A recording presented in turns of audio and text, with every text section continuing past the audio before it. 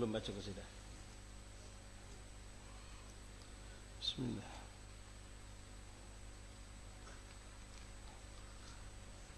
إلهي نسألك بالاسم الأعظم وجاه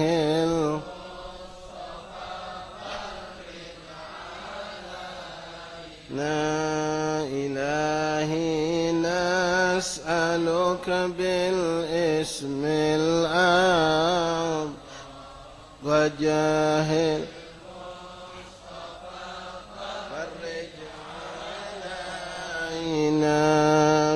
بسم الله مولانا ابتدينا ونحمده على نعمه فينا توسلنا به لأمر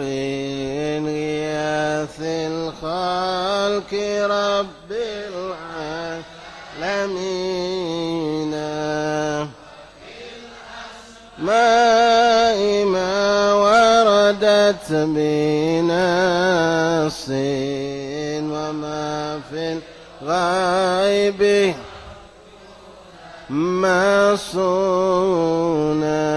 بكل كتاب أنزله تعالى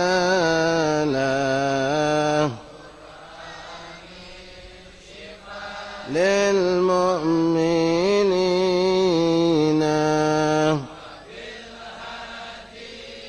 توسلنا ونذنا أنبياء والمرسلين لهم جمعا توسلنا وكل التابعين طائف الأملاك ندعو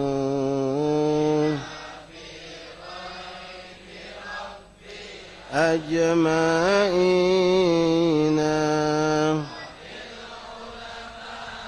بأمر الله طرا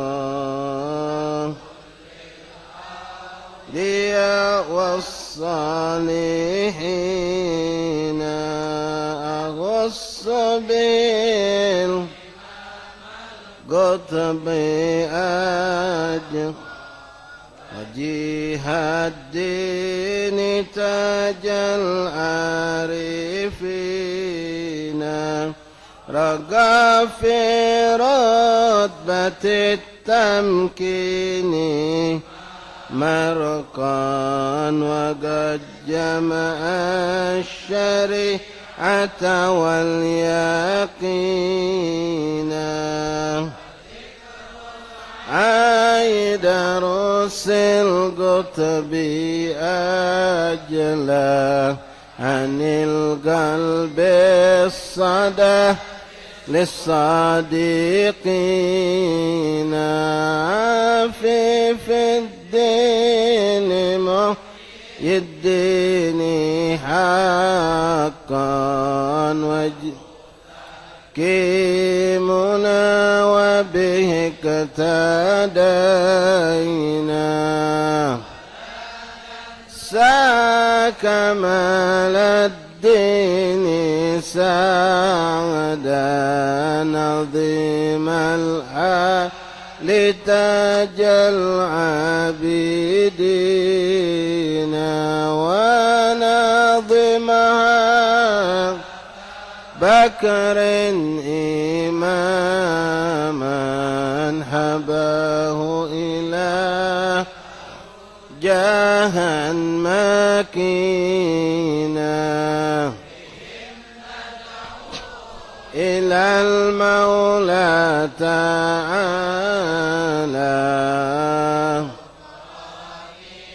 يا أم الحاضرين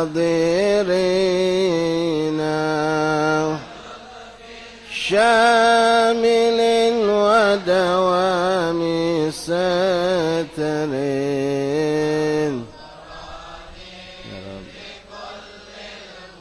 نبينا ونختمها بتحسين عظيم بحول الله لا يقدر علينا وستر الله مسبول علينا وعين الله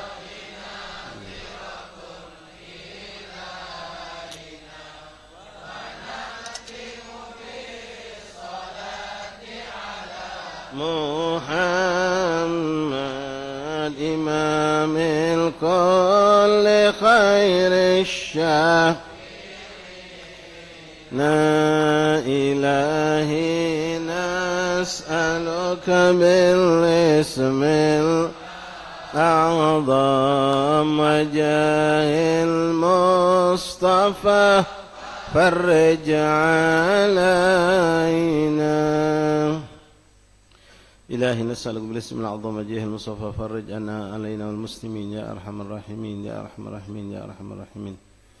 الفاتحة إلى سيدنا وحبيبنا شفينا قرة عيننا سيدنا رسول الله محمد بن عبد الله صلى الله عليه وسلم وأهل بيته وأزواجه وذريته وأنصاره وأصحابه وأحبابه جميعا ثم إلى أروح كابت سادتنا أولي المقربين أهل المعلى البقي أهل الزنب الفرد أقدر جميعا وإلى أروح كابت أولي المقربين معلم كتب النافع مصنف كتب النافع مشايخ الحضر والأذكار والأوراد والأحزاب والمنظومة والصلوات والدعوات والمناجات كلهم أجمعين خصوصا قرأنا كتبهم وأورادهم وأحزابهم وزماتهم صلواتهم دعواتهم مناجاتهم في معهدنا في مجالسنا في مجلسنا هذا خاصة الإمام الأربعاء أبو بكر العدني بن عبد الله الجزء الأكبر قطب الرشاد بن عبد الله بن محمد الحدد وصاحب كتاب الحبيب محمد بن حسين بن عبد الله الحبشي وصاحب هذا الدار صاحبنا عبد الرحمن بن محمد المنور وأبي وأمي ومشايخ وأقراني أصحاب الطلاب ثم إلى أروى كاب سادتنا ولم قلنا لهذا البلد ألف علم بن دار السلام كلهم أجمعين ثم إلى السيد الحبيب داعي إلى الله الحبيب طاهر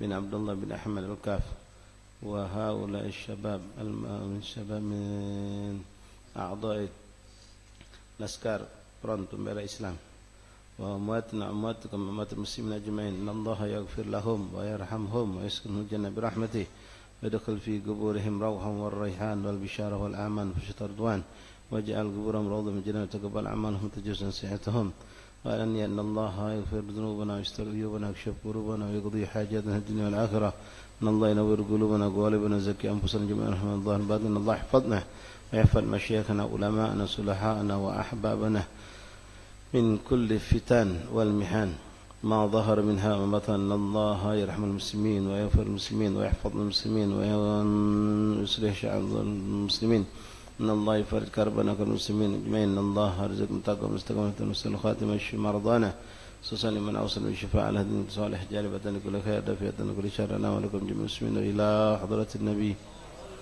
فاتحة. أعوذ بالله من الشيطان الرجيم بسم الله الرحمن الرحيم الحمد لله رب العالمين الرحمن الرحيم مالك يوم الدين إياك نعبد وإياك نستعين اهدنا الصراط المستقيم صراط الذين أنعمت عليهم غير المغضوب عليهم ولا الضالين آمين. بسم الله. Ikhwan yang ada di samping mungkin bisa masuk ke dalam, bagian belakang ada kosong mungkin sekitar 5-6 orang bisa masuk. Yang dekat pintu masuk ke dalam.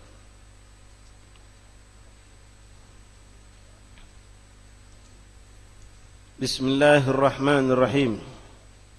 Alhamdulillahi rabbil alamin wa bihi nasta'in ala umurid dunya waddin.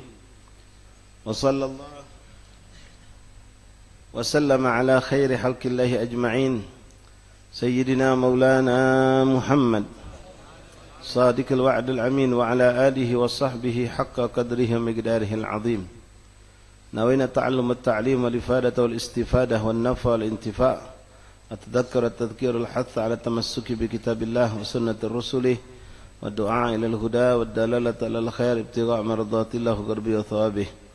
اللهم أغننا بالعلم وزينا بالحلم وأكرمنا بالتقوى وجملنا بالعافية يا أرحم الراحمين. اللهم جملنا بالعافية والسلامة حققنا يا الله بالتقوى مع الاستقامة وأعدنا من مجيبة الندام يوم القيامة برحمتك يا أرحم الراحمين. اللهم يا حافظ احفظنا من كل فتان ما ظهر من بطن. اللهم سلمنا من كل فتان ما ظهر من بطن. اللهم ثبتنا على الحق والهدى. اللهم أقبضنا على خير ملته برحمتك يا أرحم الراحمين. صلى الله عليه وسلم محمد وآله وصحبه وسلم.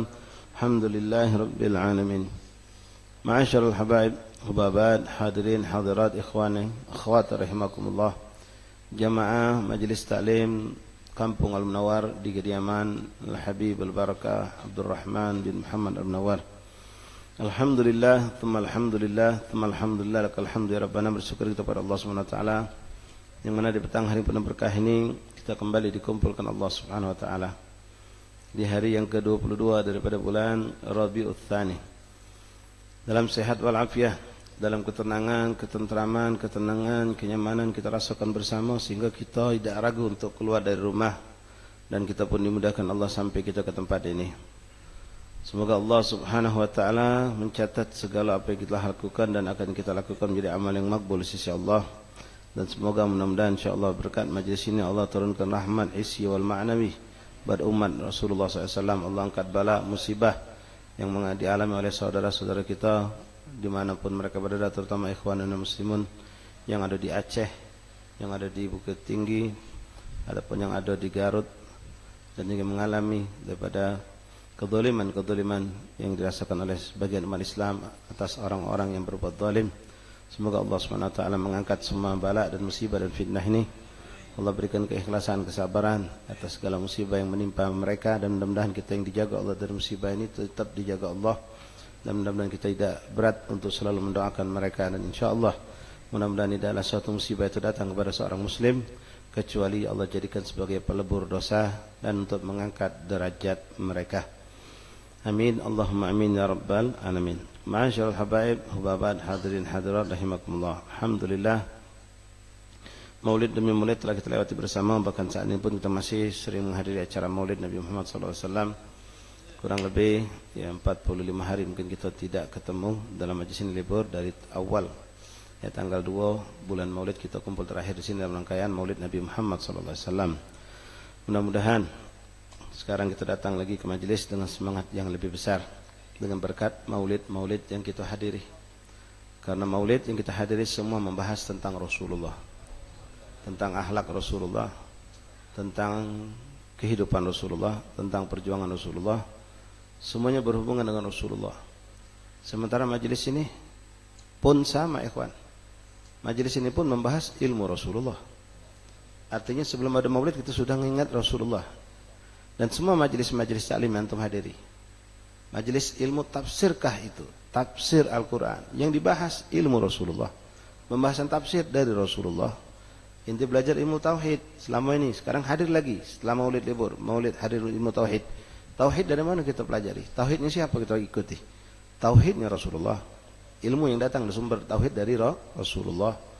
Begitupun ilmu fikih yang saat ini kita pelajari, ya kebetulan lagi pembahasan fikih, atau ilmu yang katakanlah tidak ada hubungan langsung dengan Rasulullah seakan-akan. Beda dengan hadis. Kalau hadis sirah itu memang pembahasan tidak keluar dari Rasulullah langsung. Tapi jangan lupa yang kita baca ilmu fikih, yang antum pelajari ilmu tafsir, ilmu tauhid, ya apalagi itu pembahasan tentang ilmu-ilmu suluk seperti ilmu-ilmu tasawuf, itu semua sumbernya Rasulullah. Itu semua sumbernya adalah Rasulullah. Termasuk juga majelis zikir yang selain maulid yang mungkin kita sering hadiri, yang selama ini mungkin juga diliburkan karena adanya maulid.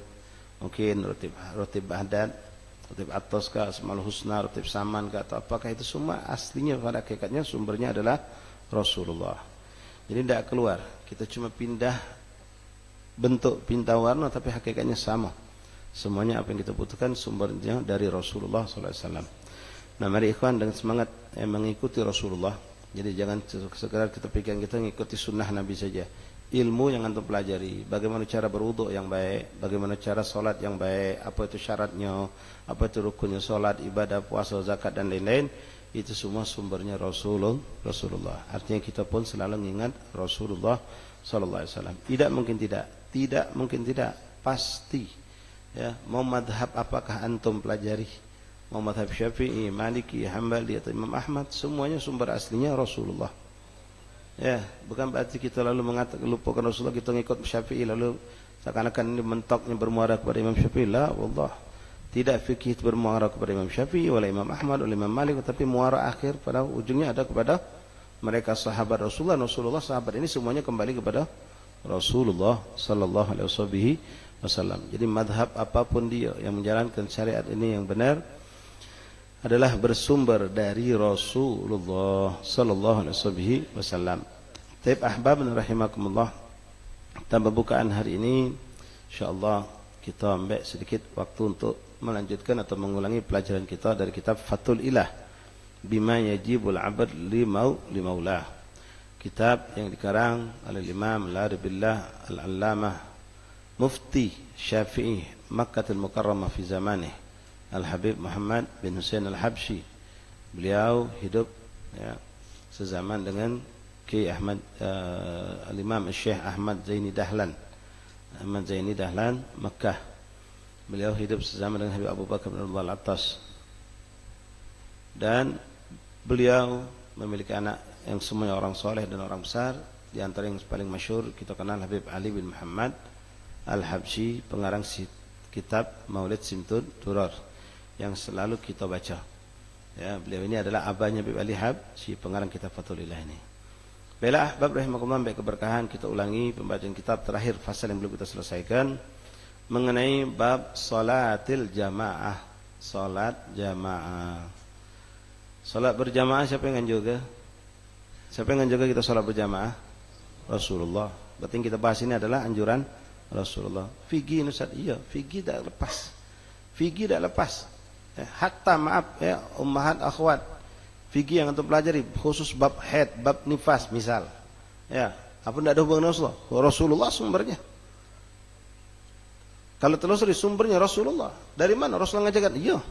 Ada yang Rasulullah langsung ngajarkan, ada yang Rasulullah sampaikan lewat wasilah para istri-istrinya. Yang mana istri Rasulullah itu menjadi pintu-pintu ilmu yang bersumber khusus mengenai hukum-hukum fikih perempuan kepada para sahabiyah atau kepada putri Rasulullah SAW.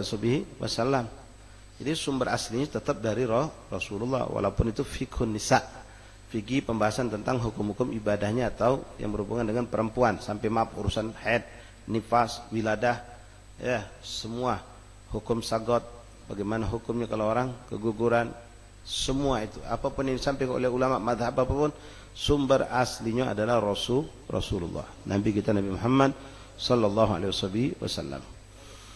Bab salatul jamaah, bab menjelaskan tentang salat jamaah. Ini adalah suatu sunnah yang sangat agung, min sya'airillah, yang merupakan syiar Islam yang harus kita tampakkan. Dan dengan ini pula akan nampak kesatuan umat Islam bisa dilihat dari sini. Kekuatan umat Islam bisa juga dilihat dari sini. Apa itu salat berjamaah?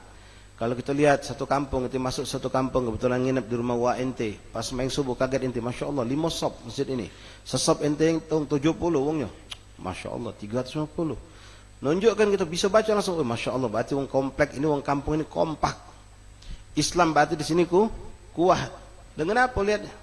Dengan salat berjamaah, dengan salat berjamaah, bahkan kita bisa berhusnuzon lebih, oh ini wong hati wong di kampung ini saling cinta. Saling cinta. Kenapa? Ya karena mereka sanggup dan mau untuk duduk bersama-sama menjalankan ibadah salat berjamaah. Kalau ada sesuatu yang terbesit pada diri mereka, kebencian atau sesuatu yang sifatnya buruk, bisa mencegah mereka untuk tidak datang ke musala atau masjid, tapi mereka datang. Bahkan kita saksikan lagi dari salat berjamaah itu bukan sekedar mereka salat lalu bubar, mereka pun doa bareng. Misal, ini juga menunjukkan suatu kebagusan keadaan yang sangat indah. Lebih lagi kalau kita saksikan mereka bermusafahah, misal salaman setelah salat. Ahbabana rahimakumullah, salat berjamaah hukum aslinya fardu kifayah buat laki-laki. Al-balighin al-ugala al-muqimin al-ahrar la ajra'a wa la ma'dzurina fi ada'il maktubah aitu yadhharu biha syiar. Di sini Sayyidul Habib Muhammad bin Husain Al-Habsyi mengatakan, Bismillahirrahmanirrahim, alhamdulillahirabbil alamin, Allahumma shalli wa sallim ala sayyidina Muhammad wa ala ali sayyidina Muhammad. Beliau mengatakan salatul jamaah hiya fardul kifayah lirrijal fardu kifayah buat orang laki-laki. Artinya perempuan tidak dituntut. Bukan berarti perempuan tidak disunnahkan. Bukan pula dalam arti kata kalau perempuan melakukan tidak ada faedah yang didapatkan oleh kita. Tidak. Perempuan melaksanakan salat berjamaah baik dia sama dia dalam makna perempuan sama perempuan atau dia sama laki-laki yang muhrimnya, maka dia pasti mendapatkan ganjaran yang sama seperti kita laki-laki, yaitu 27 kali lipat pahala dijanjikan Allah Subhanahu wa taala. Bukan berarti perempuan tidak usah salat berjamaah. Perempuan dianjurkan untuk tetap salat berjamaah. Namun penekanan untuk solat berjamaah ke masjid, ke musalla, ke langgar, ke surau itu lebih ditekankan buat laki-laki. Perempuan sangat dianjurkan solat berjamaah, tapi abdul buat mereka di rumah, bukan keluar dari rumah. Apalagi kalau bakal menimbulkan satu fitnah. Keluarnya kita sama bini kita, ya balik dari musalla kita keluar jenguk uang, bukan kita, bini kita pun dijenguk oleh kawan-kawan kita, walaupun kita ingat biasa begitu. Tidak, dalam syariat itu tidak sesuatu yang dianggap biasa. Ya. Itu bukan sesuatu yang dianggap biasa. Jadi untuk perempuan tidak disunahkan untuk mereka keluar ke masjid, apalagi kalau di situ dikhawatirkan ada fitnah. Kalau ada fitnah di situ, makna fitnah suatu yang buruk, ya. Suatu yang buruk. Misalnya tadi menimbulkan maksiat, menimbulkan omongan, menimbulkan macam-macam lah hal-hal yang tidak kita inginkan, yang negatif. Itu maksud fitnah, ya, artinya sesuatu yang buruk. Maka dia masih keluar, bukan lagi tidak diajarkan, hukumnya bisa jadi makruh. Bahkan kalau diyakini pasti akan muncul fitnah ini, haram hukumnya keluar. Kalau belum diyakini cuma boleh jadi, maaf kebetulan para istri kita ini cantik, ya cantik, walhasil nyingok be wong lanang bakal nak ngulangi nyingok bini kita tadi, ngajak kita ngobrol tuh berulang-ulang. Sekedar modus biar pacak nyengok yang di samping kita. Misal, ini jelas. Ya, tidak cantik tidak apa-apa Ustaz. Ya, sama baik. Nak cantik tidak cantik tidak usah dikeluarkan. Ya, bukan berarti nak cantik dikeluarkan, yang tidak cantik tidak dikeluarkan. Cuma ya cantik lebih kuat untuk menimbulkan fitnah. Lebih kuat untuk menimbulkan fitnah. Taib ahbab rahimakumullah. Disunnahkan bagi siapa laki-laki? Laki-laki yang mana? Yang sudah balik. Diwajibkan fardu kifayah. Sebagian besar mazhab mengatakan sunnah muakkad, sunnah yang sangat ditekankan. Sebagian mereka mengatakan fardu ain. Ada, kalau tidak salah Imam Ahmad bin Hanbal atau Imam Abi Hanifah kalau tidak salah, ya, mewajibkan wajib sholat berjamaah itu bagi laki-laki ke masjid. Tentu sekali lagi yang dibahas sholat berjamaah di sini bukan sholat berjamaah di rumah. Naam, orang yang sholat jamaah di rumah, di kantor, di pasar, dimanapun tetap dapat fadilah berjamaah 27 itu dapat. Tapi yang diinginkan oleh Rasulullah SAW bukan di rumah. Di rumah itu saat-saat kita tidak mampu untuk keluar. Kebetulan ketiduran, kecapean, ketiduran, atau kita terlambat jalan macet sampai rumah, langgar sudah tidak buka lagi, atau apalah ada alasan. Ya kita daripada sholat sendirian tentu sangatlah rugi. Kita sholat berjamaah walaupun di rumah atau di kantor, musola jauh, pekerjaan kita tidak mungkin kita tinggal ke lama-lama. Misal, ya sholat di rumah, sholat di kantor, sholat di gudang, sholat di mana silakan. Yang penting memenuhi syarat sahnya sholat. Namun untuk kesempurnaan kita dituntut untuk sholat itu berjamaah di musola, di langgar, di surau dan lain-lain tempat. Ma'asyal ahbab rahimakumullah, hafizakumullah, wafaqakumullah. Rijalin balighain, yang sudah balik, dianjurkan yang sudah balik. Budak kecil boleh, orang yang belum balik boleh.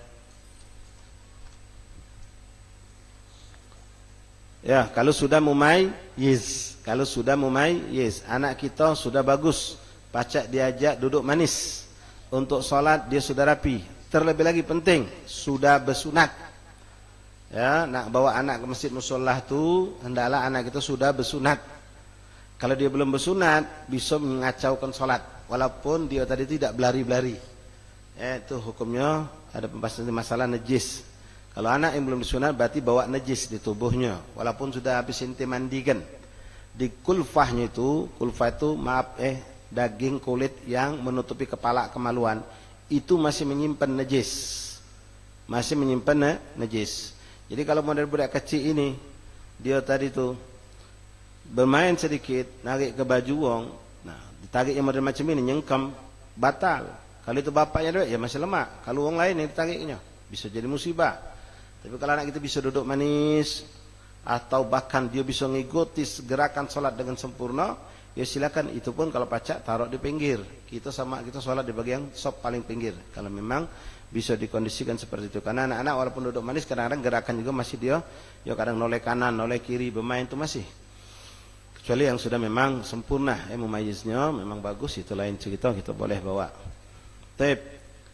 Kemudian disunahkan al-ugala, itu yang sudah yang berakal. Makanya Rasulullah SAW melarang kita bawa orang membiarkan anak kecil atau orang gila masuk masjid. Jangan kau mau biarkan orang gila dan anak kecil masuk masjid, kata Nabi. Ya, mudah-mudahan sudah paham, sering kami sampaikan. Ya, bukan berarti tidak boleh sama sekali bawa anak. Kita niat pengen ke majlis, pengen dapat berkah bawa anak, bagus. Pengen ke masjid biar anak kita ini terbiasa di masjid, bagus. Tapi lihat kondisi anak kita siap belum untuk diajak seperti itu. Kalau kondisi anak kita ini sukanya bermain, ya teriak-teriak atau nangis, bakal nangis dia tadi itu, nah akhirnya mengacaukan majlis, menghilangkan kekhusyuan wong salat, kekhusyuan majlis.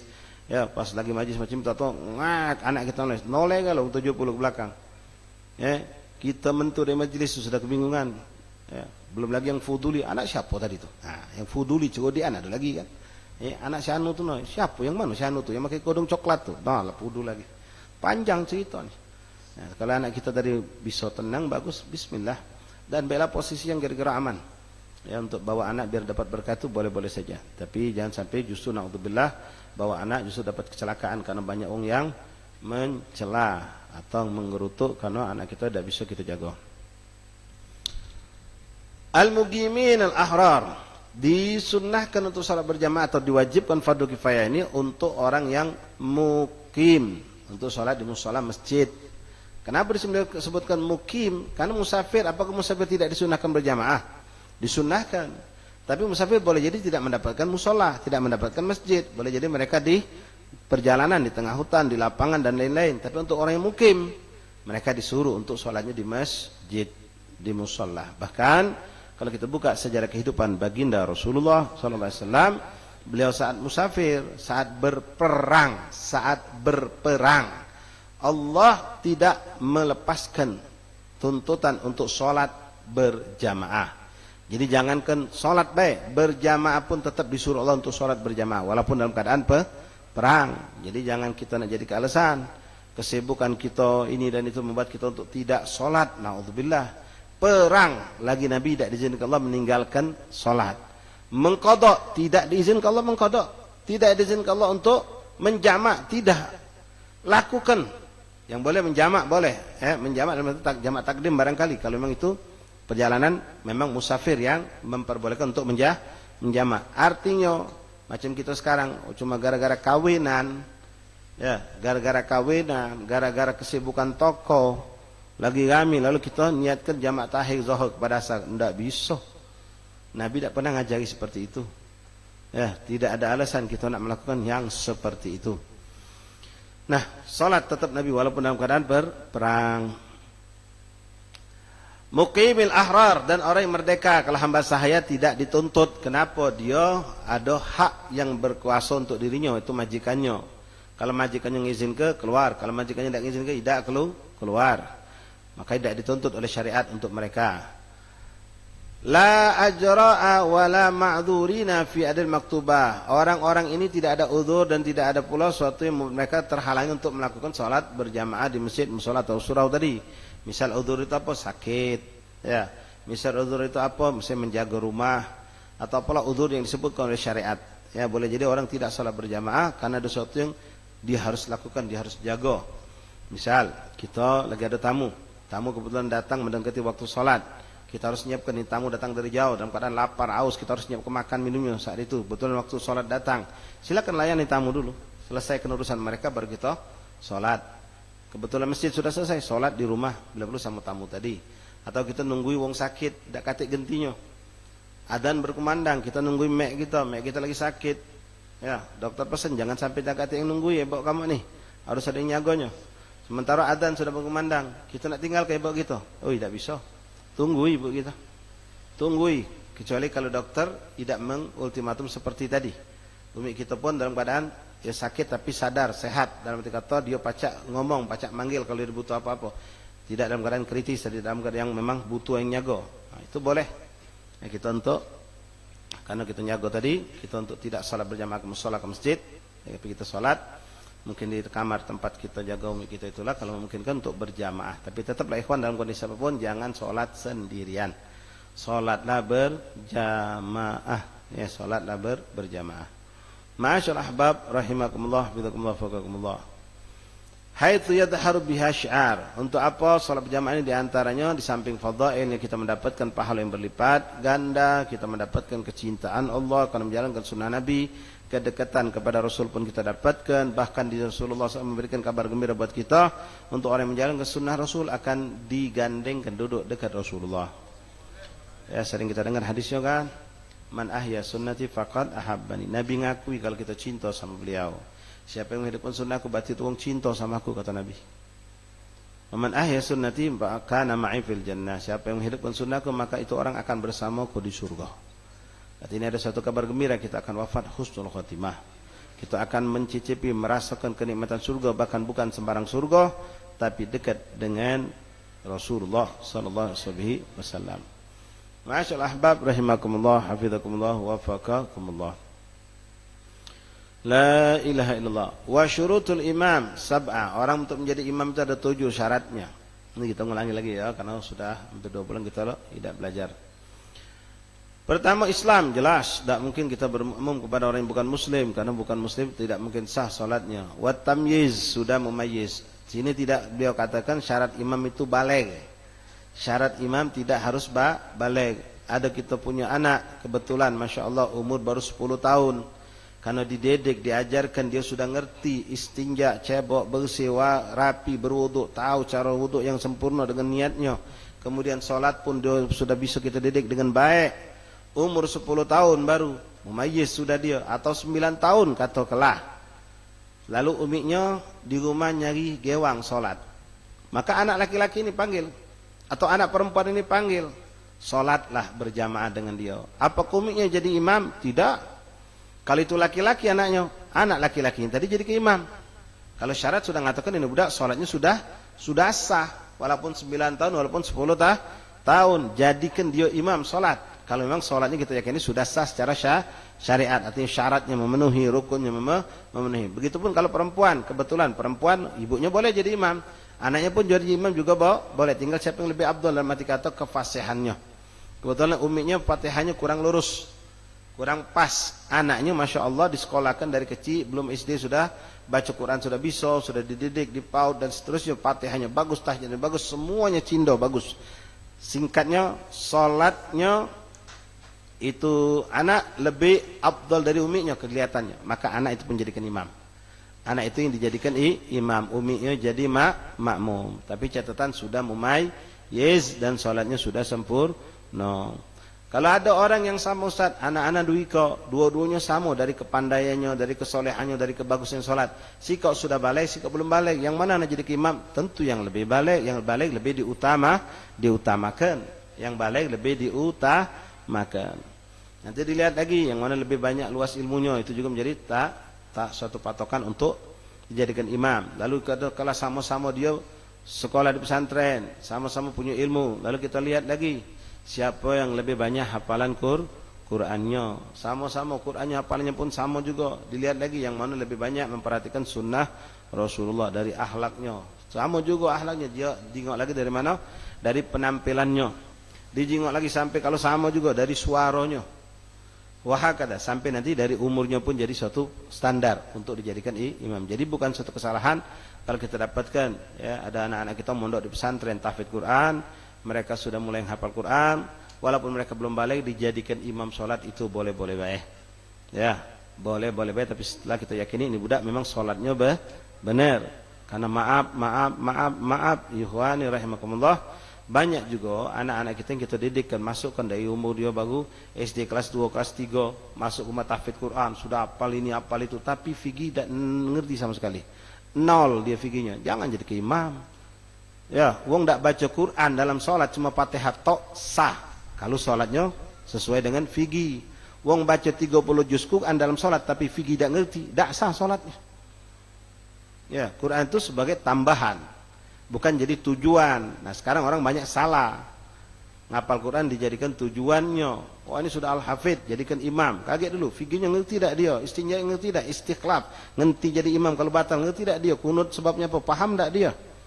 Kalau dia melakukan satu tambahan kerukunan, paham tidak fikih masalah bab solat? Sebelum ini budak dijadikan imam solat, paham tidak dia bab seputar masalah solat aja?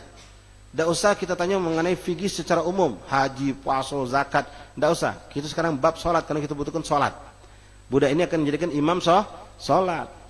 Mau dijadikan khotib, paham tidak dia tentang syarat khotib, rukun khutbah, paham tidak dia apa yang membatalkan itu? Paham ke dulu? Bukan, walaupun maaf sudah 30 juz Quran dia hafal. Kalau belum paham tentang hal seperti ini, jangan dimaju ke jadi imam, jangan dinaikkan untuk jadi khotib mimbar. Ya, karena itu yang lebih penting masalah fikihnya, masalah fikihnya. Kalau memang dia ada kelebihan hafalan Quran tadi, ya kita boleh jadikan itu salah satu sumber atau sebab kita memajukan dia jadi imam setelah kita yakini ini orang fikihnya sempurna masalah solat, paham, detil, ngerti. Bukan pak madhab, bukan. Bab solat madhab Syafi'i, titik. Tidak usah nak lebar ke madhab lain, madhab Syafi'i. Dia ngerti, dia paham apa saya membatalkan solat itu. Sunnah-sunnah dalam solat dia ngerti. Baru ini kita jadikan imam solat. Jadi bukan cuma patokan dia hafal Quran. Karena berapa banyak kejadian ketika Ramadan anak-anak kita balik dari rumah tahfidz, mondok di Jawa di mana-mana, lalu ada pro kontra. Wong kampung pengen nampil ke budak-budak ini jadikan imam tarawih. Ada yang iya jadilah bagus budak-budak kita majukan. Ada yang ngomong, tidak usah lah, budak masih budak. Ya semua itu bisa dimusyawarahkan. Niat kita apa, tujuan kita apa. Oke, sudah, pengen budak nih kita majukan biar berani. Ya sebenarnya kalau cuma untuk itu baik kurang tepat. Karena sholat, kita ini bukan latihan sholat nian. Ya, bukan latihan sholat nian. Nah, penting kata kalau oke, bolehlah nak dimajukan biar bisa jadi imam ke depan. Masalah fikihnya sudah paham belum? Kalau belum ngerti masalah fikih, kaget dulu. Walaupun kamu maaf sudah hafal, jangan ke 3 juz, 30 juz Quran lah jadi makmum. Biarlah Habib ini benah, wa ini beh yang jadi imam. Dia cuma hafal wadduha sampai ke bawah. Wadduha An-Nas cuma hafal. Tapi dia duduk nih sama kiai bertahun-tahun dulu, jadi wong imam sholatullah belasan tahun bahkan puluhan tahun, paham tentang fikih. Kamu 30 juz jadi makmumnya. Ini cuma hafal 30 surat. Atau dari wadduha ke bawah tadi sampai An-Nas. Itulah yang dihafalkan. Dia lebih pantas jadi ke imam. Kenapa? Dia paham fikihnya, dia paham hukum untuk jadi imam itu paham dia. Pengalamannya juga ada. Nah, lain kalau budak-budak tadi, Allahumma dia juga paham fikih, ngerti fikih. Alhamdulillah dia sudah hafal sekian juz Quran. Bismillah, jadikan. Ya, apalagi dia punya suara yang indah, memang disunnahkan. Ya, kita juga ngerasa lebih nikmat sholat ketika diimami oleh orang yang bacaannya indah, makhrajnya bagus, bacaan Qur'annya pun panjang, nikmat kita. Memang itu salah satu yang disunnahkan. Tapi sekali lagi pastikan apakah dia menguasai hukum-hukum fikih dalam mazhab kita, mazhab Syafi'i. Kalau kita memang Syafi'i kan dalam urusan bab sholat. Kalau sudah diyakini ini orang memang punya kelebihan di situ, kemampuan, bismillah kita jadikan dia imam. Dah apa-apa habaib, ya budak balik pesantren. Walaupun belum jadi ustad, bawa apa 5 juz misalnya belum selesai, tidak apa-apa. Ya mungkin bertahap, jangan segera ke 20 rakaat galau-galau ke dia. Unjuk dia 5 kali, habis mundur ganti ke orang lain. Ya, atau suruh dia mimpin jadi imam, witir dulu, latih ke. Kalau sekedar memang nak ngelatih mental budak biar dia biasa maju ke depan. Juk witir, atau mungkin 8 rakaat terakhir kalau kita memang sholat 20 rakaat. 12 rakaat pertama biarkan wong lamu jadi imam, bertahap wahakadha. Taib masyaallah habaib hubabat hadirin hadirat ikhwan rahimakumullah. Tamyiz, jadi tidak harus seorang imam itu baligh.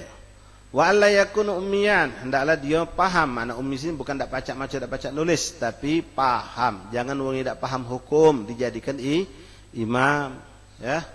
Allah banyak ikhwan, kadang-kadang wong yang tidak paham hukum dijadikan imam. Ketika kamu belajar, lalu kamu ngerti, kamu pengen tegur. Tak berani kita ngapa, wong lama itu.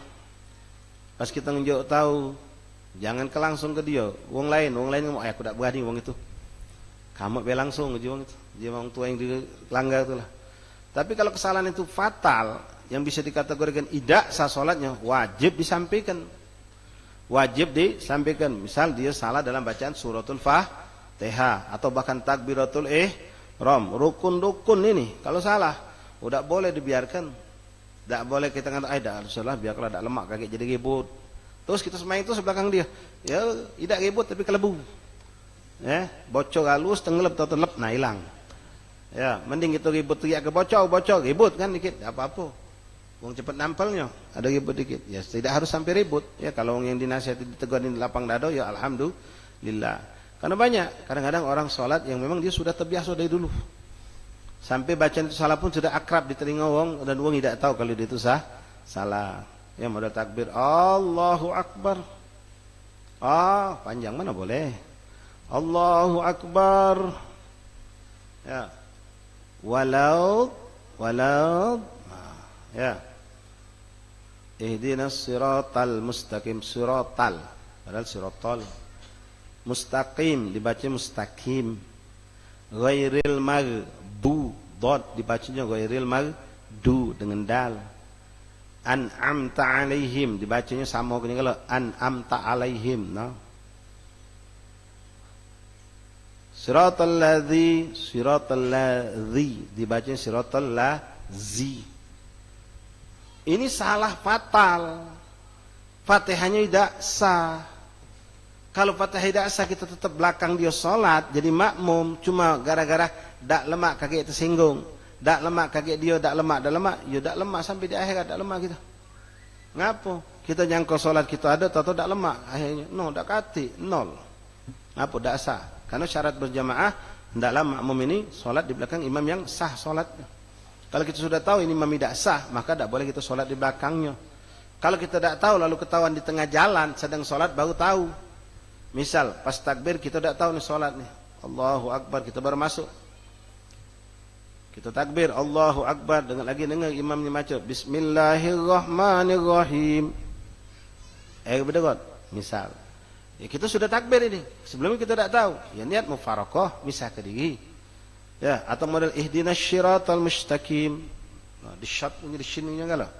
Apalah kesalahan itu di tengah jalan kita tahu dan kita pastikan memang ini salah, mufarokoh. Tapi kalau kita sudah tahu ini salah, tetap kita sholat di belakangnya, ya tidak bisa. Ya, sama seperti yang kita tahu, ini wong pas yang tidak sholat nyingok, bolong sewetnya, kejingoan warna kulitnya. Ya, kalau bolong dia pakai celana sontok panjang, tidak jadi masalah.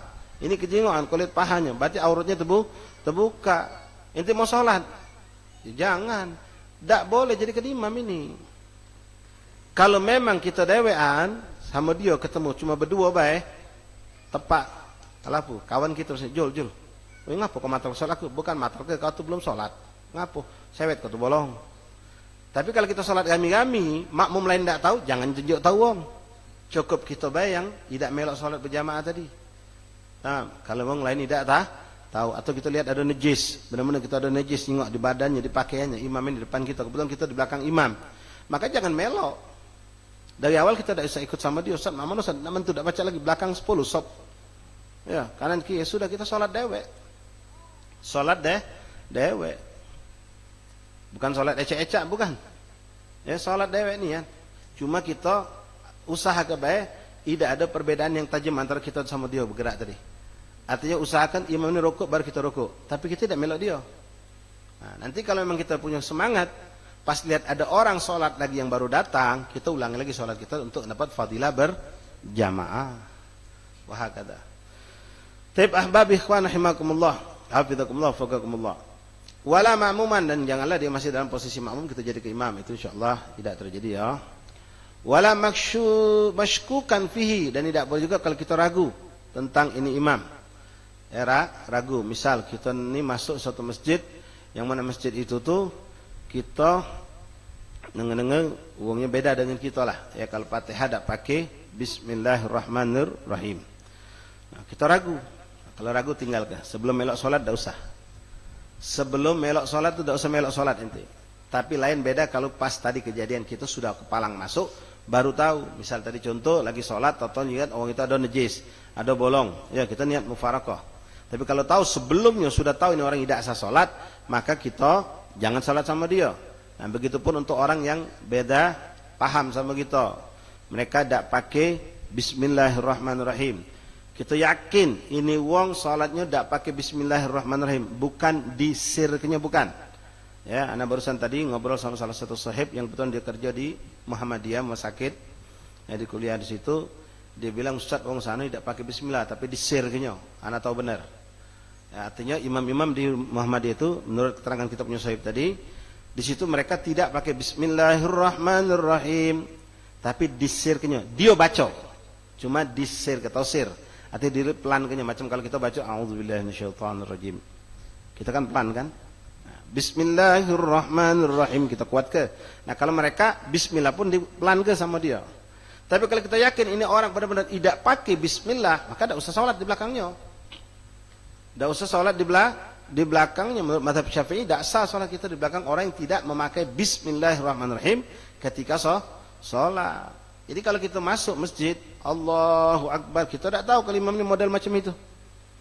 Pas lagi sholat, Allahu Akbar, kita belum makmum, Allahu Akbar. Dengar dia, Alhamdulillahi Rabbil Alamin. Tidak pakai Bismillah aja kita. Nah, macam ini keraguan itu ada, tapi bisa kita tepiskan langsung. Mungkin dia baca sir. Selesai masalah. Langsung kita hukumkan dalam satu, mungkin dia baca sir. Dia baca tapi sir. Teruskan sholat. Sampai selesai, sah sholat nanti. Yang penting habis sholat jangan nanyo. Jangan nanyo. Tabayun, Ustaz. Tabayun. No, salah. Bukan saatnya kau nak tabayun. Ente nanyo sama dia, alapu Pak Ustaz. Ustaz tadi sholat enggak pakai bismillah. Oh iya, saya enggak pakai bismillah. Di sir ke apa? Tidak, saya tidak pakai sir. Tidak pakai bismillah. Sudah, apa yang terjadi? Sholat lagi ente. Ente harus sholat lagi. Ini bukan ngakali hukum, tapi syariat mengatur memang demikian. Ketika kita tidak tahu kejelasan ini batal apa tidak, ada kemungkinan bisa katakan ini orang sah sholatnya karena dia sir, maka boleh kita ambil pendapat itu. Wah, ini mungkin sir sholatnya. Fatihahnya disirkan. Lain kalau ente tahu jelas ini orang pernah ngomong sama kita kalau dia sholat tidak pakai bismillah, jadi nak melok aku payu, tidak melok sudah.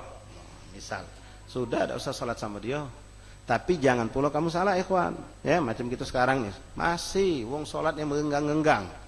Ya, cuma kalau kita nak ajak bebantahan pintar lah dia. Kau juga di Mekah sana. Nah, ujungnya di situ. Kau juga Mekah sana. Kau juga punya parabola. Aku maku. Wih, sombong nih. Ya, Mekah Madinah jadikan dalil. Ya, kita alhamdulillah Palembang nih, subhanallah, zona hijau. Nikmat. Ya, bukan kita nak tantang tenteng hadapi musibah, nak jagoan lawan Covid, bukan. Ya fadhilullah, kita duduk seperti ini sudah berbulan-bulan, sehat walafiat, nambah sehat, nambah segar lagi ada. Ya, Maulid Arba'in kemarin hadir itu kamu. Ya, sehat nambah sehat, tiap pagi makan lemak. Iya kan? Yang takut Covid dia kesian tidak dapat dia. Ya, sehat. Jengok kawan, masih ada orang kemarin datang, ya sehat aku. Ya, ada tuh tidak pun absen dia. Nah, cuma kalau majlis segala absen. Karena majlis tak kati. Wallahu alam. Ya, tidak boleh suuzon ya. Baik. Semacam itu kadang-kadang, ya. Nah, jadi ikhwan rahimakumullah, hafizakumullah, wafaqakumullah. Jadi kalau kita ada keraguan itu kita muncul di tengah sholat yang model cak tadi, ya sudah terus kebaik. Tapi kalau sebelumnya sholat ada ragu, pastikan dulu. Jangan kita masuk lalu kita di dalamnya ada ragu, kita akan dipermainkan oleh syaitan.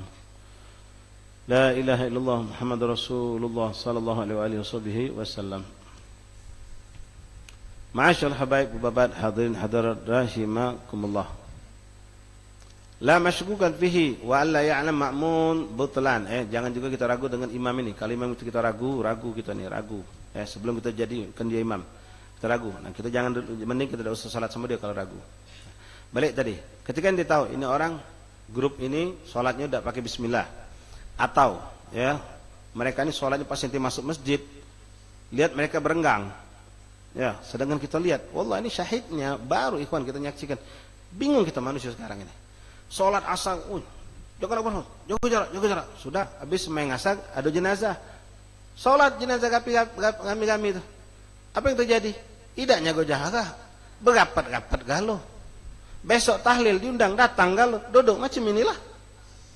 Tahlil sejam kadang-kadang duduk tuh. Dari sebelum mulai tahlil lah duduk lah rapat. Ini syahid tuh, anak bukan ngomong baru anak hadir ini. Dulu kan cerita sudah cerita lama itu. Ini cerita baru lagi macam itu. Duduk rapat, tapi ngadep Allah tadi ketakutan. Tak boleh rapat jadi. Giliran tahlil duduk rapat. Macam cara kita nah Habib, ada orang datang balik, geser lagi. Dengkul ketemu dengkul. Biasa baik, aman nyaman baik. Giliran giliran salat tadi yang cuma hitungan 5 menit sampai 7 menit. Jaga jarak. Kalau kita yang apa sudah kita dekati Covid lagi sudah alhamdulillah. Ayo dak lu jengok Mekah sana. Nah Mekah lagi jadi kita. Iya. Kau sekarang di Mekah jauh nih, kau di Mekah apa di Palembang? Ya, kita kan di Palembang sudah Palembang zona hijau alhamdulillah. Walhasil. Nah, balik cerita tadi ikhwan. Ketika kamu lihat ada orang yang tidak sama mazhab sama kita, dia salat tidak pakai bismillahirrahmanirrahim atau kelompok orang yang salat tadi masih nak berenggang, kita tidak nerima hati ini. Ya ini sunnah Rasul ditinggalkan. Mereka ini bukan karena apa? Tidaklah buktinya kenyataannya. Gila naik mobil rapat segala macam kata. Gila salat baik cak petakuan itu. Gila salat baik petakuan masya-Allah. Nah, kita datang ngomongan, "Wong lagi salat, jangan kamu langsung biarlah dia kita komat salat." Jangan. Tidak boleh itu. Di satu masjid bikin 2 kelompok salat berjamaah itu tidak boleh. Ya, tidak boleh. Selesai ke dulu mereka, baru kita komat. Tapi tidak lemah begitu kita jingoknya nunggu di belakang. Tidak usah ada kelemahan. Kalau memang kamu di mobil, dia tunggulah di mobil. Sampai selesai assalamualaikum warahmatullahi wabarakatuh. Baru keluar di mobil. Ya, kalau kita di motor, ya mungkin kita ke belakang tajid dulu wuduk dulu. Ya, tajid dulu wuduk dulu. Atau kalau memang nunggunya, tunggu dia, tidak apa-apa di belakang. Kalau dia nanya, "Ngapa kamu tidak sholat sama kami?" "Kami biasa rapat, Pak." Ya, kami biasa rapat. Bapak berenggang. Jadi minta maaf, Bapak coba Bapak, kami coba kami. Ya, kita jelas cek itu nerima baik dan nerima sudah. Ya, itu baik. Tapi ikhwan rahimakumullah. Jadi jangan kamu bikin sholat berjamaah bareng, ya. Oh itu dia dapat pakai bismillah, kita pakai bismillah. Dia kita. Pakai dalil pula, lana amalana walakum a'malukum. Benar dalil itu, tapi ada caranya, ya. Ada caranya. Selesaikan dulu mereka baru kita sholat. Nah, beda lain lagi ikhwan. Lain kalau kita lihat ada wong masbuk. Ada wong masbuk misal, ya.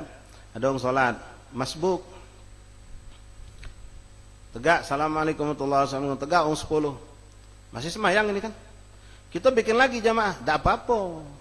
Tidak nunggu mereka ini sisa 10 ini selesai dulu baru kita qomat. Tidak. Boleh kita bikin dewek. Boleh. Atau kita lihat ada juga orang. Dia tadi itu sebenarnya makmum dari kelompok pertama. Lalu ada orang melok ke dia jadikan imam. Nah kita bikin lagi. Kita nak gabung sama dia. Boleh. Tapi kita ngerasa rugi nih, tidak darurat nih. Aku punya kawan. Lepas fadilah takbiratul ihram bersama imam. Dia dewek dia ini juga adalah makmum yang telat, bukan makmum yang bagus. Lalu dijadikan imam karena dia terlambat tadi kan. Nah, kita bangun dewek salat tidak apa-apa, cuma jarak jauh kan. Nak lebih afdal tunggu ke juga selesai, baru kita salat. Itu yang paling afdalnya. Ma'asyal ahbab ikhwan rahimakumullah hafizakumullah faqakumullah. La ilaha illallah Muhammad Rasulullah sallallahu alaihi wasallam. Salat imamih wa alla ya'lam al-ma'mum butlan salat imamih, dalam makmum tidak tahu kalau imam itu batal salatnya. Bihadatsin, dengan adanya hadas. Apa yang membatalkan wudu itu namanya hadas, ya. Kalau kita tahu imam ini batal dengan adanya hadas atau adanya najis yang jatuh ke tubuhnya, ke pakaiannya atau ada di tempat salatnya yang nempel ke tubuh pakaiannya, maka kita niat mufaraqah kalau tahunya sebelum salat. Tapi kalau tahunya di saat sedang salat niat mufaraqah. Tapi kalau tahu sebelum salat, maka kita jangan salat sama dia, ya, macam orang yang bermadhab lain. Madhab Maliki misalnya baik. Ini kebetulan baik, dia ini Masya Allah belajar di luar. Cuma sayang, ya, kadang-kadang kita sayangkan dan nasihat berikhwan sekalian yang mondok, yang pengen belajar di luar atau punya ponaan dan lain-lain atau anak yang pengen mondok di luar negeri silahkan. Tapi tolong arahkan kalau bisa mereka ngambil juga madhab Syafi'i. Jadi baliknya tidak ada ngacaukan keadaan umat yang di sini. Dia benar belajar madhab selain Syafi'i, benar, kitabnya benar, semuanya benar. Tapi ini tempat sudah masyhad madhabnya Syafi'i, jangan dia datang nak ngerubah, kacau akhirnya kacau. Nah, itu yang pernah kami sampaikan kepada antum sekalian ikhwan. Dia salah satu kelebihan Al-Habibul Barakal Syekh Habib Muhammad bin Abbas Al-Maliki, sampai gelar beliau pun keluarganya dari dulu Habib Maliki, Abu Ya Al-Maliki itu. Ya, Al-Maliki, karena beliau itu tokoh-tokoh ulama madhab Maliki. Tapi dengan takdir Allah, ketika yang datang belajar sama beliau itu kebanyakan dari Asia Tenggara, Indonesia, Singapura, Thailand. Dia tahu beliau ini semua adalah madhabnya Syafi'i yang datang kepada beliau, dikirimkan Allah ini. Beliau ajarkan madhab Syafi'i dan beliau carikan teman-teman beliau di Mekah itu yang tokoh-tokoh ulama Syafi'i. Tolong ajar ke murid aku. Bukan beliau paksa kok untuk berubah madhab. Tidak. Apakah kita ada dapatkan seorang daripada keluarga Habib Muhammad Maliki balik berubah madhab? Tidak ada. Semua tetap yang depan mata kita guru kita Habib Umar Abdul Aziz, Habib Hamid, Habib Muhammad, Ustaz Nagib, Ustaz Allah yarham, Habib Thohir Allah yarham, semuanya tidak berubah. Nah lebih parah lagi hati-hati naudzubillah min dzalik, kalau sampai naudzubillah min dzalik berubah akidah. Ini lebih mengerikan lagi ya. Jadi hati-hati. Ketika anak kita nak mondok ke mana, dapat beasiswa, Ustaz, ada yang nawari beasiswa. Ke mana? Apa pesantrennya di luar negeri itu? Apa kuliahnya? Siapa syekhnya? Pelajari, cari tahu. Kalau kita yakin akidahnya Asy'ariyah juga ahli sunnah wal jamaah, bismillah. Lalu tekankan wanti-wanti, jangan kau berubah madhab.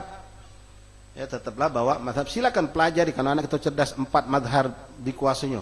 Silakan, tapi balik sebarkan madhab Syafi'i. Kuatkan apa yang sudah kita dapat dari orang dulu. Nah ini masalahnya gini.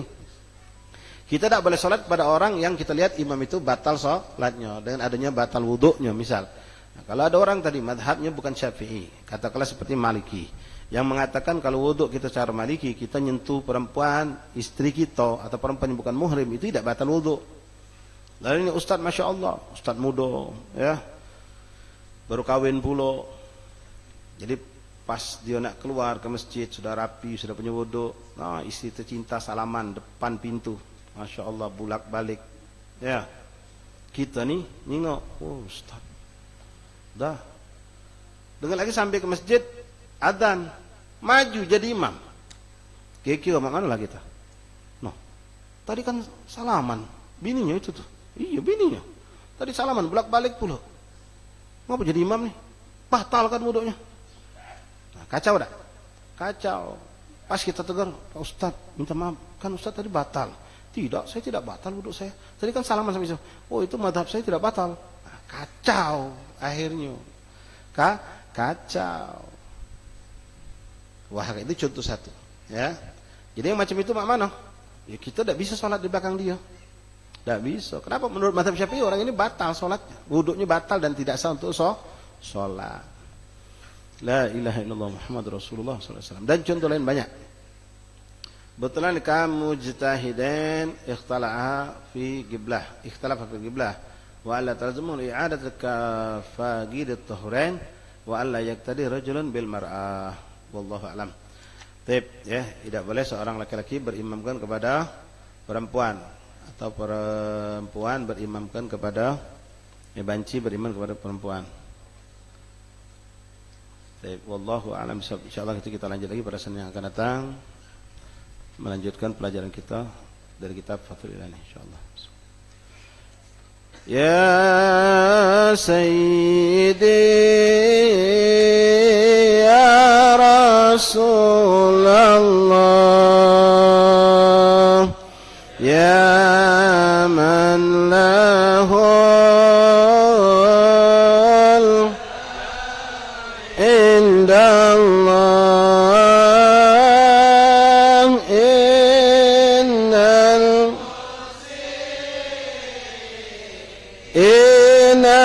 qad ja'ak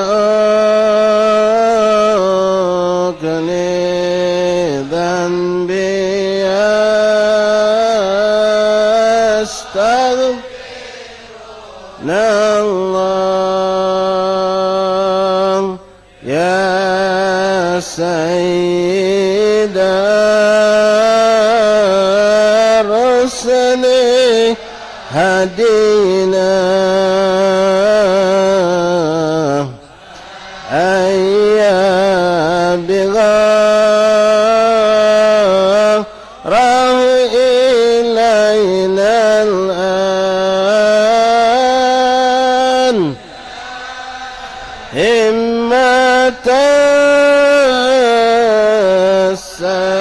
sadatil ma'adina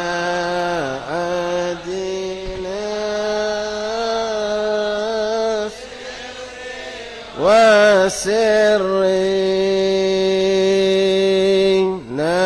نادي المهاجر صفي الله كبناء سابا سداد ثم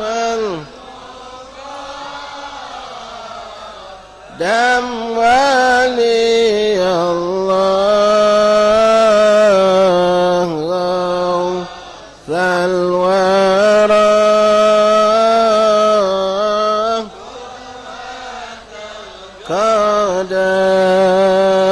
قادت ثم الوجيه لدين الله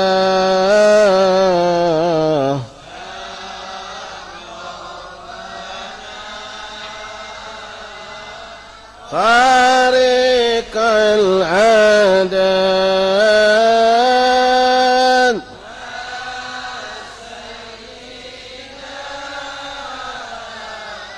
كامل الأواب الأيدروس مظهر القتر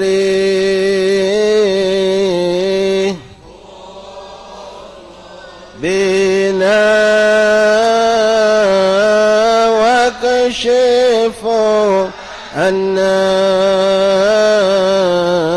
يا سادتي هذه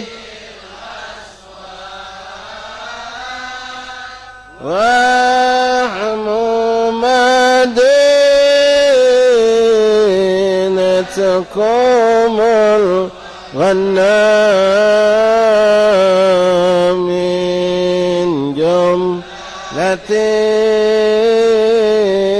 الشر والبلوى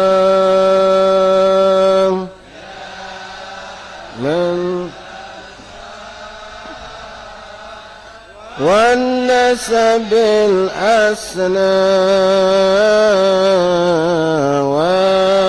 والعلم والحلم تقوى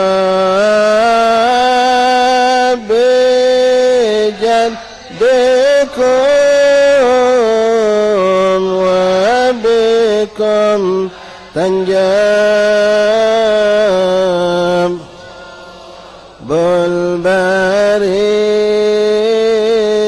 بالبريات والذرية سيدي يا رسول يا من له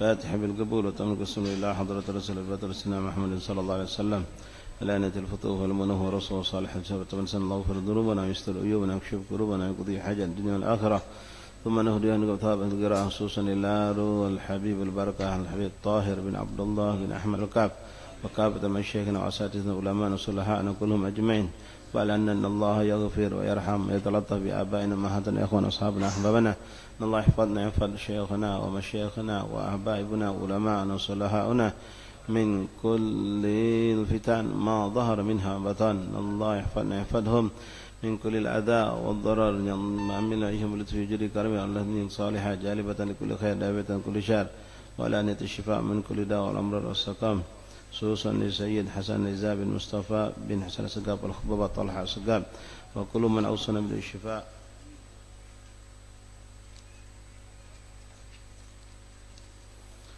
من إخواننا أصحابنا أحبابنا الله يشفيهم شفاء عاجلا شفاء لا يغادر سقما ولا ألما.